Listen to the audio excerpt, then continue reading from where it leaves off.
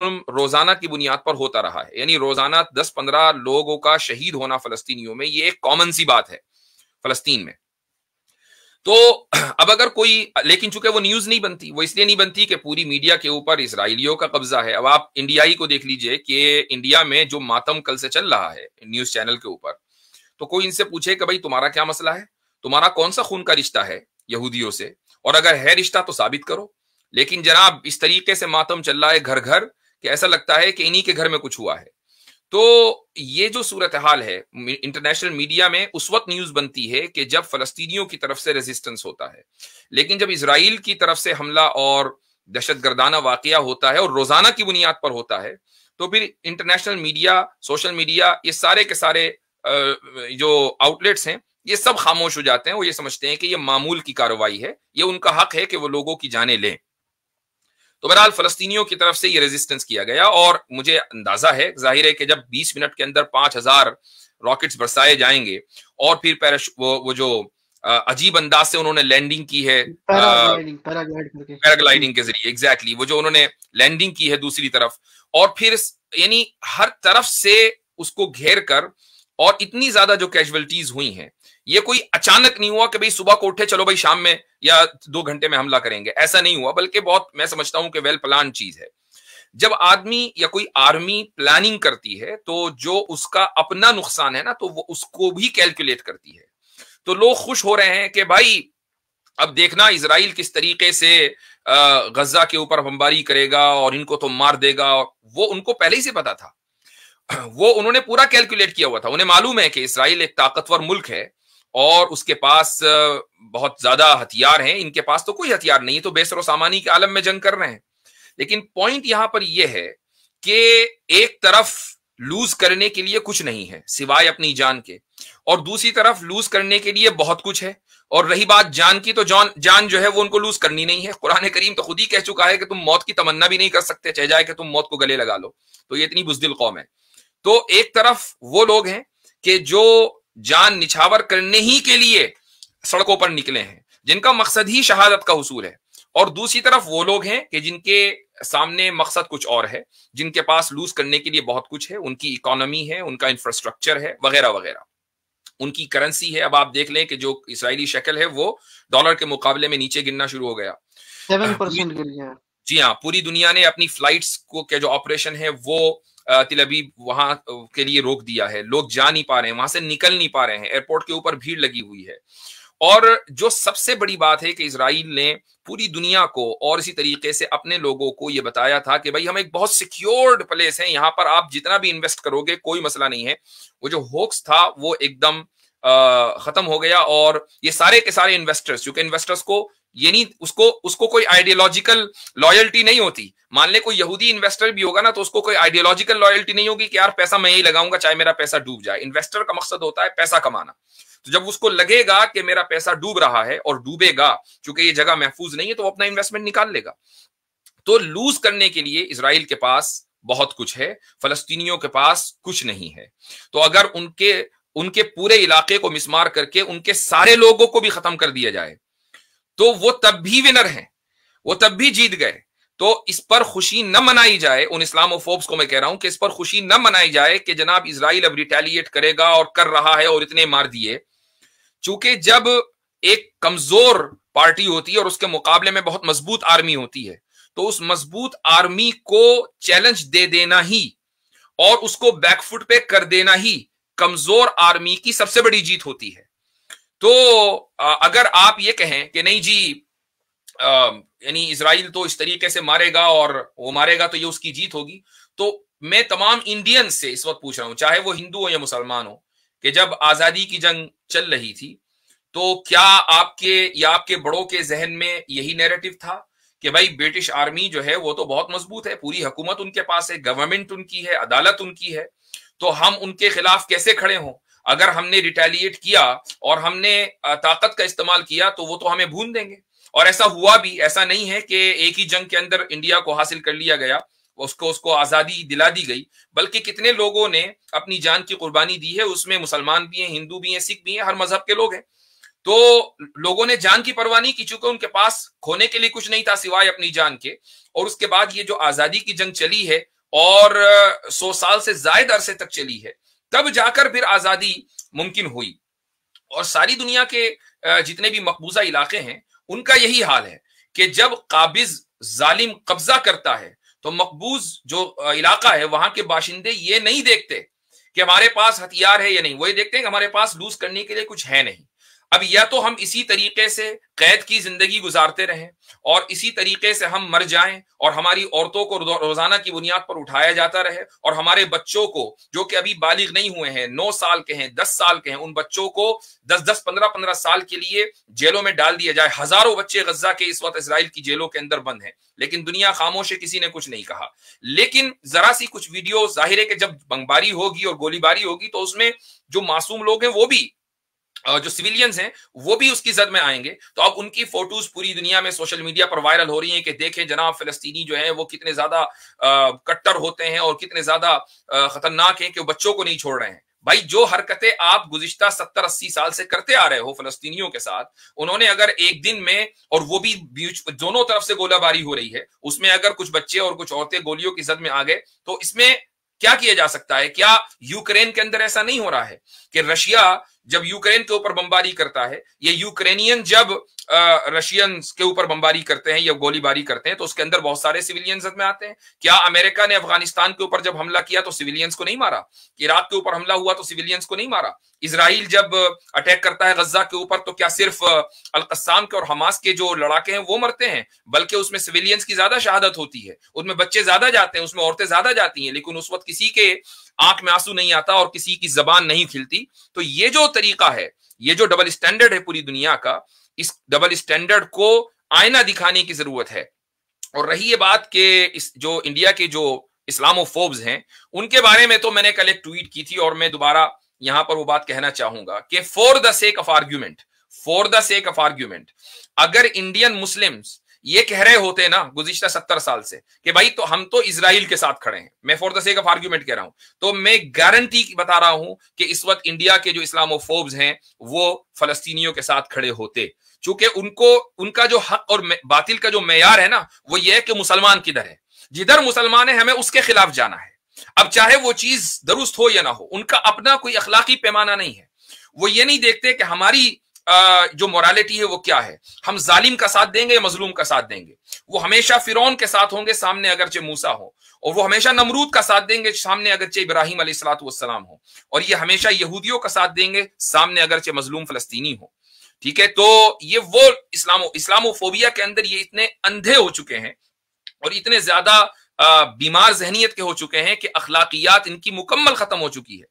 मुझे मेरे अलावा दुनिया में जितने भी इस वक्त न्यूज को फॉलो कर रहे हैं उन सब के जहन में कहीं ना कहीं ये बात है कि इजराइल जब रिटालिएट करेगा तो जाहिर है कि जो कैजुअलिटीज हैं वो फलस्तीनियों की तरफ ज्यादा होंगी, क्योंकि दुनिया जो है वो ताकत के बलबूते पर, खुदा ने इस दुनिया को डिजाइन ही इसी तरीके से किया है कि जिसके पास सबब है वही मुसब्बब का भी मालिक है, यानी जिसके पास कॉज है वही इफेक्ट भी पर भी असरअंदाज होता है। तो भाई हथियार जिसके पास है तो मारेगा भी वही।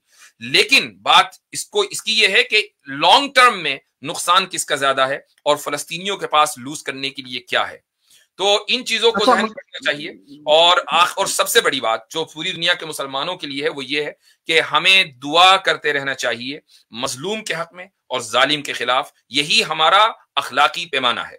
जी इसमें सब मैं इसमें ये कह रहा था कि जैसे आपने बताया ना अभी कि उनके पास वेपन्स नहीं है, लेकिन इसमें एक मशहूर कोट है कि हर जंग सिर्फ जीतने के लिए नहीं लड़ी जाती मगर ये बताने के लिए लड़ी जाती है कि हाँ मैं वहां पर था। तो अभी जैसे कि आपने बताया कि वो जो बम्बार्टमेंट होती है गजा में, तो मैं लोगों को बता दूं जिनको पता नहीं है कि जो गजा की जो बम्बार्टमेंट्स आप देखते आ रहे हैं गुज़िश्ता कई सालों से, खासकर ये मीडिया में 2014 से आया, तो वहां पे आप जब देखते हैं ना कि वो बम्बार्टमेंट्स करते हैं बिल्डिंग्स पर, तो उसी की आज की एग्जांपल मैं देता हूं। ऐसा नहीं होता कि वो जो रेजिस्टेंस ग्रुप्स हैं उनकी जो है वो बिल्डिंग्स पे अटैक करते हैं, वो तो खुफिया होती है 99% ऑफ द टाइम्स।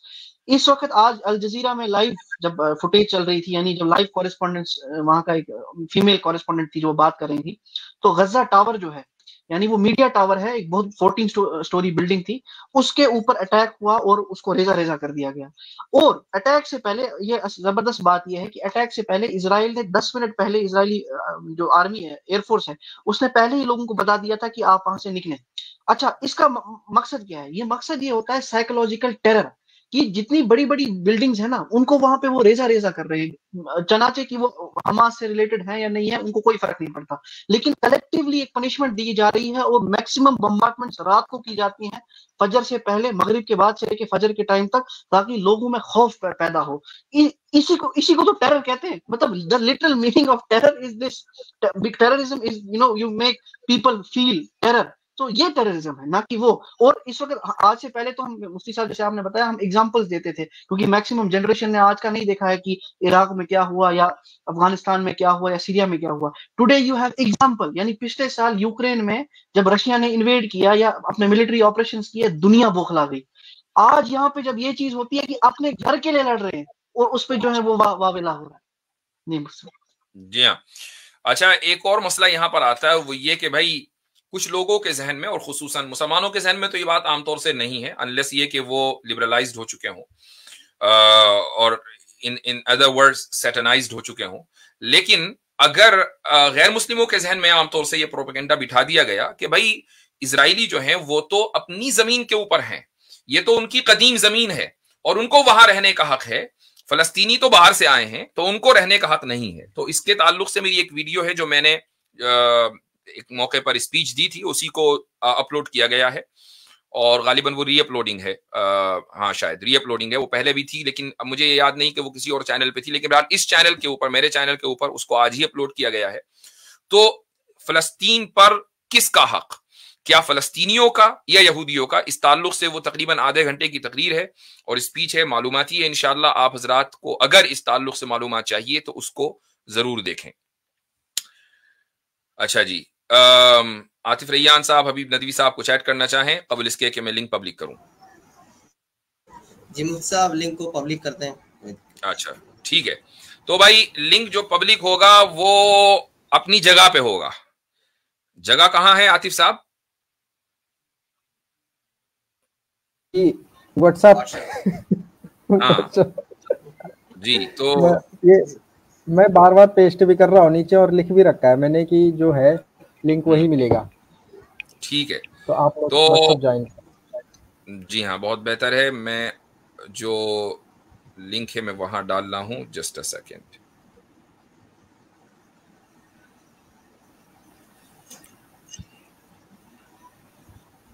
अच्छा मुफ्ती साहब, जब तक ये लिंक पब्लिक मतलब होता है और लोग आते हैं, मैं एक और बात ऐड कर दूं। वो ये कि अभी मैं जब ट्विटर पे देख रहा था, क्योंकि मैं कंटिन्यूसली इसको फॉलो कर रहा हूँ कि क्या क्या चीजें हो रही हैं, तो कुछ इंडियन अकाउंट जो है ट्विटर के, वो फेक वीडियोस और कुछ अलग आउट ऑफ कॉन्टेक्स्ट वीडियोस, उनमें से एक वीडियो है वो बच्चों को जेल में रखा हुआ है और दिखाया गया है कि उसमें कॉन्टेक्स्ट ये दिखाया गया है कि बच्चों को जो है वो किडनैप करके उनको जेल में रख दिया है फलस्तीनियों ने। तो वो वीडियो जो है वो खुद इजराइल की एक फैक्ट चेकिंग एजेंसी ने उन पे उसके नीचे लिखा कि मेहरबानी करके हम ऑलरेडी ट्रॉमेटाइज हैं, हमें और ट्रॉमेटाइज मत करो, ये हमारी वीडियो नहीं है, ये किसी बाप ने अपने बच्चों को ऐसे मजाक के तौर में रख दिया था जेल में, वो हंस रहे थे उसमें। मतलब इंडिया से यहाँ पे जो है वो ट्वीट जा रहे हैं, तो अंदाजा करें इसकी। भाई इस्लामोफोबिया ने इन लोगों की अक्लों को सल्ब इस तरह कर लिया है कि अब जो है दिमाग वो टखने में चला गया, घुटने से भी नीचे। तो क्या करेंगे फिर, यही इस तरह के वंडर्स जो हैं वो क्रिएट होंगे। आसिम इफ्तिखार साहब तशरीफ लाए, अस्सलाम वालेकुम रहमतुल्लाह। वालेकुम अस्सलाम रहमतुल्लाह, कैसे हैं सब? बखैर हैं? अल्हम्दुलिल्लाह, खैरियत से हैं आप? हाँ जी अल्हम्दुलिल्लाह। अच्छा, कुछ इजाफा करना चाहेंगे आज की ताज़ा तरीन वाक़ये पर? इसमें बस यही कहना चाहूंगा कि जब नाजी जो है वो जर्मनी में यहूदियों के साथ जो कुछ कर रहे थे, तो यही लोग थे जो उनके साथ खड़े थे। राइट, बहुत अहम। और आज जब इजरायली फिलिस्तीन के साथ कर रहे हैं, तो ये मतलब कि इन्होंने हिस्ट्री में भी जो है ऑपरेशंस को चुना था और प्रेजेंट में भी ऑपरेशंस को ही चुना है। मतलब पास्ट में भी ये जालिमों के साथ थे और आज भी जालिमों के साथ है। जी हाँ, बिल्कुल बिल्कुल, जबरदस्त, आपका बहुत अहम पॉइंट है, क्योंकि ये बात एक हिस्टोरिकल फैक्ट है कि आरएसएस के जितने भी लीडर्स हैं, जैसे सावरकर है या क्या नाम है उनका, हेडगोवार। तो इन लोगों ने अपनी किताबों में हिटलर की जो तारीफ की है, बल्कि मैंने एक मौके पर किसी वीडियो में कुछ एविडेंस भी प्रेजेंट किए थे। ये उस जमाने की बात है जब मैं सर्जिकल प्रोग्राम किया करता था, कि गुजरात के स्कूलों के करिकुलम में बाकायदा हिटलर की तारीफ की गई थी। और ये बीजेपी रूल में हो रहा था चंद सालों पहले तक, यानी 2005-6 तक वो करिकुलम था। उसके बाद फिर उसको बदला गया। तो ये इनकी तारीख है। तो भाई आप लोग हमेशा wrong side of the history खड़े रहे हैं। मैंने इसी चीज को कहा था कि जो लोग हैं इस्लामोफोब्स, उन्होंने हमेशा पैराडाइज की ऑपोजिट साइड चूज की है, इस दुनिया में भी और आखिरत में भी। ठीक है, बिल्कुल। और मुफ्ती साहब इसमें छोटा सा बस पॉइंट ऐड कर दूं, ये हमें लोग बोलते हैं ना कि कुरान में एक्सट्रीमिज्म है, ये है, तो इनको मैं ये कह दूं मेरे प्यारे भाइयों कि अगर आप तौरात पढ़ोगे तो आपकी पैंटें गीली हो जाएगी, इतना कुछ आपके बारे में वहां पे लिखा हुआ है। सही बात है। इनके बारे में जितना लिखा हुआ है उतना किसी के बारे में कहीं और नहीं लिखा हुआ है। बिल्कुल। और इंटरेस्टिंग बात ये मुफ्ती साहब के वो जो इजराइल का जो अरब का जो प्लेटफॉर्म है ना, अरबिक वाला, उस पे वो लोग बाज़ाब्ते से अपने जिहादी आयतें कोट भी कर रहे थे। अच्छा, पिछले 2 दिन एक अहम बात ये भी है कि एक यहूदी इसराइली कोई स्पोक्समैन है, उसने बाकायदा ये कहा है कि इसराइल के ऊपर ये हमला, बाकायदा फतवा दिया उसने, ये गैर इस्लामी है, तो अभी ग्रुप में भी आया। तो अब ये इनके यहाँ मुफ्ती भी पैदा होने लगे हैं कि जो अभी ये तय करेंगे कि क्या चीज इस्लामी है और क्या चीज गैर इस्लामी है।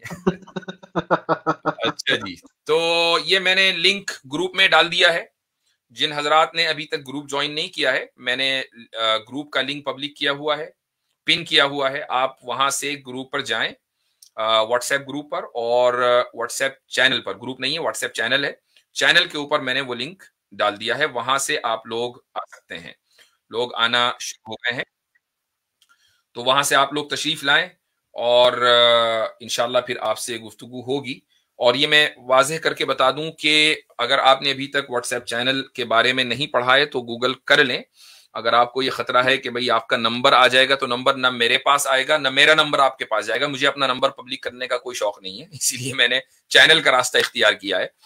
तो और जितने भी लोग चैनल्स पर हैं उनमें से किसी को भी किसी दूसरे के बारे में ये पता नहीं चल सकता कि आप उस चैनल को फॉलो कर रहे हैं, इवन वो बंदा आपकी कॉन्टेक्ट लिस्ट में ही क्यों ना हो। तो ये फुली सिक्योर्ड है।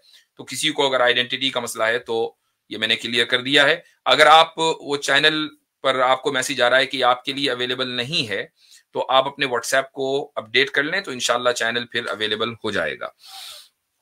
अच्छा जी, तो शुरू करते हैं। सबसे पहले जी वो मुफ्ती मिन्हाज साहब के कमेंट शो नहीं हो रहे, मेरे ख्याल से वो हाइड हो रखे हैं, तो अगर अभी मुनासिब होगा तो मुफ्ती हो सकते हैं ना हाइड जी। ये कैसे हो जाए, मुमकिन है? किसने उनको, भाई उनको किसने हाइड कर दिया? अरे वल्लाहु आलम, उनके शो नहीं हो रहे हैं कमेंट, में काफी देर से ढूंढ रहा हूँ। नहीं, मुफ्ती अब्दुल्ला मिनाज साहब, आप जरा कमेंट करें। अच्छा, वो मैं समझता हूँ कि इसको बाद में करना पड़ेगा, अभी तो फिर मैं कुछ नहीं कर सकता। आई डोंट नो मुझे किस जगह से वो होगा, तो और अगर आप वो कर सकते हो तो कर लें। आई डोंट नो, मुझे वहां जाकर आप ही करेंगे वो स्टूडियो में जाके। फिर मैं बाद में करूंगा। अच्छा जी, तो हमारे साथ हैं सो कॉल्ड सनातन ट्रुथ जी। हेलो जी भाई, नमस्ते मुफ्ती साहब। आदाब, क्या हाल चाल है? बढ़िया। मेरे 2 सवाल थे छोटे छोटे जी। वैसे एक तो ये था कि आप सवाल रखें, ये जो फलस्तीन इसराइल का मसला चल रहा है, इस पर कुछ कहना चाहेंगे? हाँ, इसी पे पूछ रहा हूँ मैं आपसे, इसी यही सवाल था मेरा जी। ठीक है, तो मैं आपसे पूछना चाह रहा हूँ कि जैसे अब कुछ वीडियोस हमें पता ही है, सारी जगह वायरल हो रही है। एक में जैसे वो लड़की थी जर्मन की, जिसकी मतलब बुरी कंडीशन में उसे परेड करके निकाला गया, तो आप इसे कंडेम करते हैं, या मतलब क्या आपका क्या स्टैंड है इस पर? आप पर्टिकुलर चीज, ठीक है, एक पर्टिकुलर वाकये को आप बुनियाद बनाकर क्या आप पूरे कॉज को कंडेम करेंगे? मैं उस कॉज पे भी नहीं जा रहा, मैं तो सिर्फ इस बात को कर रहा हूँ कि जो उनका तरीका है। यही एक अहम चीज है, चूंकि जाहिर सी बात है कि जब आप हालत जंग में होते हैं तो आप किसी भी लड़ाके को कंट्रोल नहीं कर सकते। लोग अपने इमोशंस के ऊपर काबू नहीं रखते ऐसे मौके पर। तो अब आप ये नहीं कह सकते कि ये चीज गलत हुई है या नहीं। दूसरी बात ये कि जिस लड़की की वीडियो वायरल हो रही है वो डुअल सिटीजनशिप रखती थी, इजरायली की सिटीजन भी थी और जर्मन भी थी। खाली वो जर्मन टूरिस्ट नहीं थी। प्लस ये कि उसके इंस्टाग्राम अकाउंट से उसकी जो फोटोज वायरल हुई हैं, आपने वो भी देखी हैं? क्या थी वो फोटोज, जरा बताएं। हाँ, एक मैंने देखी थी जिसमें उसने इसराइल का कोई झंडा था वो पोस्ट किया हुआ था शायद, और बाकी वो फेस्टिवल में गई थी। और ज्यादा नहीं देखी, पर कुछ देखे ज्यादा। उसने इजरायली फौज की यूनिफॉर्म भी पहनी हुई थी, फॉर योर नहीं वो तो नहीं, वो नोआ की बात कर रहे हो, अब मैं दूसरी की बात कर रहा हूँ जो शानुक नाम से। अच्छा, जो जर्मन की थी। ओके, तो बहरहाल उसके पास गूगल, हाँ जी, उस पे मैं बता मुफ्ती साहब, उस पे ये मसला है, जो शानुक का जो केस है वो सुबह सवेरे मतलब जिस वक्त ये अटैक वगैरह हुए उसी वक्त आया। तो अभी क्या हुआ, उसकी जो उसमें जो उस औरत की जो फोटो है ना, वो उसके मुंह पे से नहीं दिख रही है, लेकिन पीछे से वो आइडेंटिफाई हो गई है क्योंकि टैटू वगैरह भी है।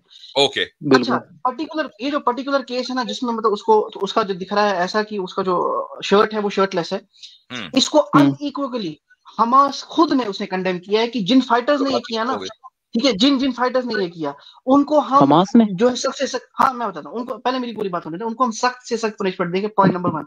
पॉइंट नंबर 2, आपको देखिए यही कहते हैं ना, हमेशा नेगेटिव ही दिखता है। 4 वीडियो इस वक्त वायरल हैं जहां पे हमास के फाइटर्स ने औरतों को बोला है कि you are safe to go, जिनके पास बच्चे थे और जिनके घरों में घुसे थे। वो टूटी फूटी इंग्लिश में उनको बोल रहे थे, if I would have killed you I would have killed you here, but I will not kill you, stay stay stay. ठीक है, तो देखिए क्या होता है, अगर मिसाल के तौर पे जब कहीं एक आर्मी जाती है ना, 1000 2000 100 200, तो अगर कोई एक बंदा कोई गलती कर रहेगा, और अगर जो ये हुआ है ना, इसको हम अनइक्वली जो है वो बोलते हैं दिस इज कंडेमेबल, ये इस्लामिकली बिल्कुल सही नहीं है कि किसी औरत को मार के बाद बढ़ाना। मैं यही पूछना चाह रहा था। हाँ, मैंने यही पूछना था आपसे। ठीक है, और सेकंड क्वेश्चन मेरा ये था कि जैसे इस्लाम के अकॉर्डिंग ये है कि सिर्फ जो शिर्क करता है वो एटर्नल हेल में जाता है और बाकी नहीं। एक मिनट हो जाइए, वो एक मशहूर जो है वो तस्वीर हुई थी बड़ी जबरदस्त। अच्छा, एक बात बताएं, मैं आपसे उसूली तौर पर एक चीज पूछता हूँ कि इजरायली यहूदी फौजियों ने जिन बच्चों को 12-12 13-13 साल 10-10 साल के बच्चों को गोलियों से भूना है गुज़िश्ता चंद सालों के अंदर अंदर, उसकी बहुत सारी इमेजेस जो हैं वो वायरल हैं। मसलन उनमें से एक ये बच्चा है, ठीक है, अब इस बच्चे की कोई खता तो थी नहीं, इसमें लिखा हुआ है कि Palestinian toddler hit by Israeli army fire.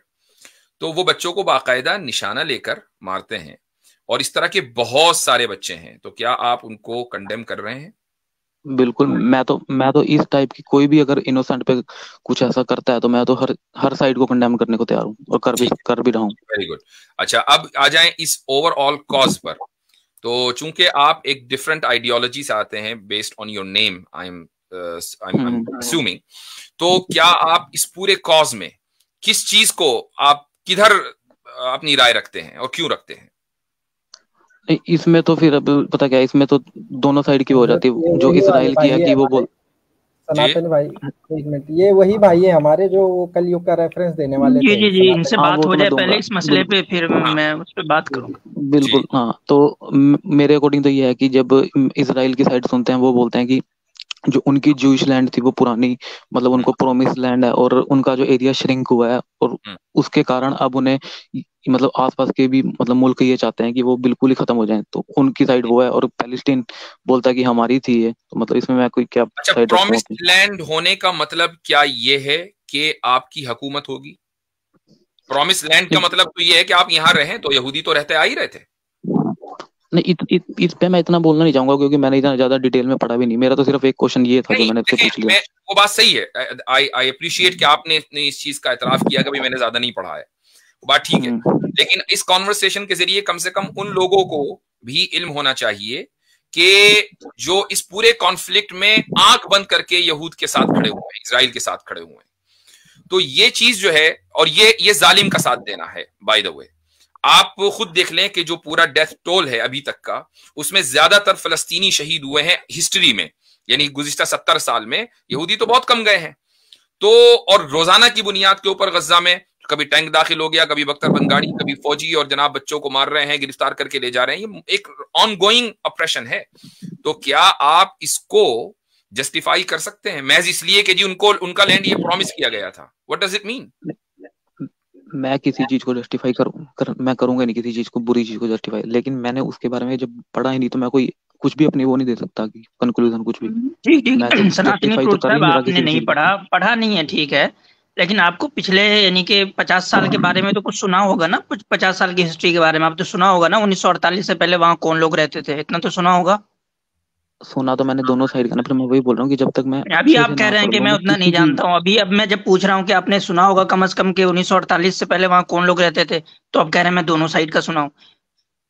अरे भाई, मैं जब वो मतलब उनका पुराना भी पढ़ना पड़ेगा ना मुझे, उनका पुराना शुरुआत कहाँ से हुई थी, तो मैं तभी तो कुछ कंक्लूजन उनका अपना दे पुराना सकता हूँ ना। शुरुआत से क्या है, अगर मैं फॉर एग्जांपल कोई कौम आज उठती है और वो दावा कर देती है भाई अमेरिका पे हमारा प्रॉमिस लैंड है, अमेरिका खाली करो तुम, नहीं नहीं, ऐसे देखो होता है क्या? मुझे, मतलब नहीं अरे नहीं मैं नहीं, इस पे ऐसे होता है वो क्या कि आप ये कहे कि भाई मैं 4000 इस पे साल बिना बाद पढ़े उठ के कैसे कि जवाब अमेरिका दूंगा। मेरा प्रॉमिस लैंड है, अब अमेरिका खाली करो मेरे लिए, ऐसे होता है क्या? अब तो आर्यंस जो है इसमें भाई इंडिया मैं के, बिना पढ़े इंडिया के इसका जो जवाब दे नहीं आर्यंस सकता ना। हैं वो वहां जाएं तिब्बत में या मंगोलिया में, कहें कि भाई ये हमारा प्रॉमिस लैंड है, इसे खाली करो, क्या करवा लेंगे? पहली बात तो आप जिससे कंपेयर कर रहे हो उसके लिए मुझे उनकी पूरी हिस्ट्री पढ़नी पड़ेगी, वो मैं पढ़ अच्छा के ही ठीक है, जवाब दे सकता हूँ। मैं तो इनसे मैं कुछ पूछूं, नहीं हजरत जवाब दे सकता इस चीज से। सनातनी साहब, एक आपसे सवाल है, मैं मेरा आपको सेकंड बताता हूँ। क्वेश्चन था वो मुझे अच्छा पूछना एक था। सेकंड सनातनी साहब, वो आप पूछ लीजिएगा। मुझे एक बात बताएं, आपके ये, पास अथर भाई, ये असल में दिक्कत यही है कि नहीं पढ़ने के बावजूद, अपनी आंखों से सब कुछ देखने के बावजूद जो है ना, वो जा नहीं रहा जी कि जी, कैसे हम साइड ले मैं लें फिलिस्तीन का। मैं उसी पे तो आ रहा भाई हूँ मैं देखिए सर, मैंने बोल एक दिया ना सेकंड, ये मोक्ष बात तो। मोक्ष मोक्ष मोक्ष एक मैं आपको बात बताता हूँ, सुने। मैं एग्जांपल के हम्म तौर पे, आपके मेरे पास एक बहुत बड़ी बंदूक है और उस एरिया में किसी के पास बंदूक नहीं है, और मैं उस पूरे एरिया पे हम्म, कब्जा लेता हूँ और सब मुझसे डरते हैं क्योंकि आई हैव द पावर। और मैं क्या करता हूँ, ठीक मैं है। बोलता हूँ, एक वर्डिक्ट निकालता हूँ कि दुनिया में जितने भी लोग सफेद है ना, वो यहाँ पे आ सकते हैं, वो आ गए, ठीक है, लेकिन उनके हम्म, पास रहने के लिए जगह नहीं है। तो मैं करता हूँ, एक एक करके जो लोग वहां रहते थे ना, उनको उनके घर से निकाल के उस बंदे को रखता हूँ उसके घर में। क्या ये सही है या गलत है? मैंने जो सिनेरियो बताया, ये तो बिल्कुल गलत है अगर ऐसा है। यही हो रहा है। शेख जर्रा का नहीं, पढ़ लें, वो पिछले साल हुआ था, यही वो हो नहीं रहा नहीं, है, वो मैं एग्जैक्टली यही हो रहा है। खुद पढ़ूंगा पहले। नहीं वो मैं, ठीक है आपकी बात, वो मैं खुद पढ़ूंगा अच्छा पहले भाई उसके बाद। दूसरी जो सनातनी, सनातनी साहब, मैं क्वेश्चन पूछना आपको पता है सेकंड। 1948 से पहले कौन लोग रहते थे वहां, पता अरे है या भाई नहीं? मैं बोल तो, ये भी नहीं पता? मैंने, मुझे पता है कि वो कहते हैं कि हम कौन रहते लोग थे, रहते मुझे। थे, नाम लीजिए ना थोड़ा उनका, 1948 से पहले कौन लोग रहते थे वो? अब 1948 से पहले जू बोलते हैं कि हम तो दूसरे एरिया में भी रहते थे, वहां से श्रिंक कर दिया नहीं गया, तो नहीं, मैं वही मैं बोल रहा ये हूँ जो अभी जो कॉन्फ्लिक्ट जोन है अभी मैं उसकी बात कर रहा हूँ, वहां कौन लोग रहते थे 1948 से पहले? कि वहां मुझे आइडिया नहीं भाई। आपको आइडिया नहीं है? इतने मासूम नहीं है आप। अच्छा मुफ्ती साहब, तो मैं भाई चाहता हूँ मैं, आप एक बार स्क्रीन शेयर कर दें मेरी, प्लीज, मुझे एक अब इंपॉर्टेंट भाई पॉइंट रखना था। अच्छा अच्छा। यार मुझे क्वेश्चन पूछना था सेकंड। अच्छा हजरत एक बात जो कर रहे हैं सनातनी भाई हमारे, कि बाइबल में कहा गया है कि वो लैंड में यहोवा ने कहा कि तुम्हारे वंशजों को दूंगा, अरे तुम मैंने लोगों को सुना है दूंगा। सिर्फ वो, चलो ठीक है, आपने मैं सुना, इसमें लिखा है डिटेल नहीं पता बाइबल में, मुझे। ऐसा लिखा है, बस रहने दे, लिखा है बाइबल में। लेकिन बाइबल के हम्म यहोवा ने अपनी ही बातों से कई बार जो है पीछे हटे हैं। कई बार ऐसा हुआ है, बाइबल में ऐसे कई वाकयात मिलते हैं। कभी उन्होंने अच्छा कहा है मुफ्ती मैं साहब, सारी धरती मिटा जी। दूंगा, कभी कहा है कि मैं अपने मिटाए हुए पे पछता रहा हूँ अब। तो ये भाई बातें जो है ठीक है, आप वो कह रहे हो कि वहां मैंने वो पढ़ा पे नहीं है अभी, उनको मुझे उसका परमानेंट कुछ नहीं पता बसाऊंगा, इतना बाइबल में तो क्या जो लिखा फलस्तीनी है वहां पे वो कहीं बाहर से नहीं आए, बल्कि उनकी औलादों में से हैं। अच्छा है। मुफ्ती चलो साहब, मैं हुआ जी क्या, कुछ कुछ पूछ लूँ क्या वीडियोस जो सेकंड आज, क्वेश्चन। एक एक सेकंड मिनट भाई, मुफ्ती एक साहब, मिनट, हाँ। एक दो वीडियो जो है वो सर्कुलेट हो रहे थे कि जिस वक्त हमास जो है वो होस्टेजेस लेके जा रहे थे ना, तो फलस्तीन के जो लड़के बच्चे वगैरह वो सब वो खुश हो रहे थे। जाहिर सी बात है, एक गुस्सा होता है तो गुस्सा निकल जाता है। अच्छा वो चीज लोगों को दिखता है। ये पिछले साल का वीडियो है, मैं चाहता हूँ ये लोग देखें, ये देखें।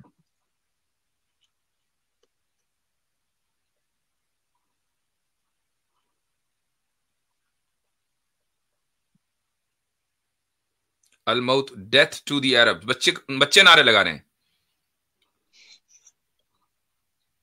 The second Nakba is coming.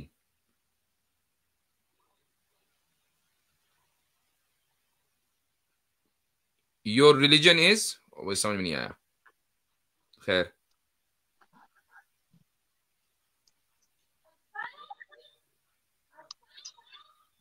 Ji okay. हाँ तो अब आप देख लें कि औरतें बच्चे ही इस तरह के नारे लगा रहे हैं, तो जाहिर है कि जब फिर एक अवामी फाइट होगी ना जिसमें सिविलियंस भी शामिल हो जाएं, तो फिर इस तरह का गुस्सा निकल आता है। तो मेरे भाई सनातनी, आप हाँ मैं पूछ लूँ। हमसे ये सवाल आप लेकर आ गए कि आप उसको कंडेम करते हैं कि इसको नहीं हालांकि एक बहुत ही पर्टिकुलर वाकया है। एक जाहिर है कि एक दुनिया में हर तरह के अच्छे बुरे वाकयात होते हैं, तो आप फौरी तौर पर हमारे पास ना आया करें कंडेम करने के लिए, चूंकि हम ओरिजिनल कॉज के ऊपर बात करते हैं। अगर आपको कॉज ही का इल्म ना हो और आप ये कहें मैंने पढ़ा नहीं है, चूंकि आप यहां आपको लग रहा है कि शायद कहीं फंस न जाए, मैंने पढ़ा नहीं है, यानी दुनिया में हर आदमी कम से कम ये जानता है कि 1948 से पहले इजराइल का वजूद नहीं था। वहां पर अक्सरियत मुसलमानों की थी, हाँ यहूदी भी रहते थे, ईसाई भी रहते थे, सब सारी कम्युनिटीज मिलजुल कर रहती थी। उसके बाद फिर इजराइल का वजूद हुआ, सारी दुनिया जानती है, आप नहीं जानते। चलो मैं थोड़ी देर के लिए बेनिफिट